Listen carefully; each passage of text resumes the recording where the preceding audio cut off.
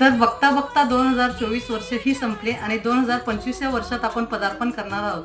आतापर्यंत 1 जानेवारीला आपण खूप एन्जॉय मस्ती करायचो, पार्टी करायचो. पण ह्या वर्षी गुरुमाऊलींचा एक आदेश आहे की आपण एक सेवा एकदा तरी ही सेवा करून बघा आणि बघा आपल्या आयुष्याला कशी कलाटणी मिळते आपल्या वाटचालीला.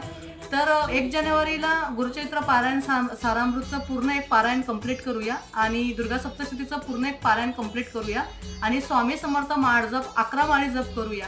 तर बघूया आपण आपल्या जीवनाला कशी नवीन कलाटणी मिळते आणि स्वामी महाराज आपल्याला कशी साथ देतात. आतापर्यंत केलेल्या एन्जॉय केल्याने आपलं काहीच नाही होऊ शकलं, नवीन असं आपल्या आयुष्यात काहीच झालं नाही. पण ह्या वर्षी आपण एक संकल्प करूया की महाराजांची सेवाही वाढवूया आणि 1 जानेवारीला आपण ह्या दोघं सेवाही करूया. तर हे केल्याने आपलं आयुष्य खूप छान मंगलमय होईल आणि मी पण अशी मनोकामना करते की आपलं आयुष्य खूप छान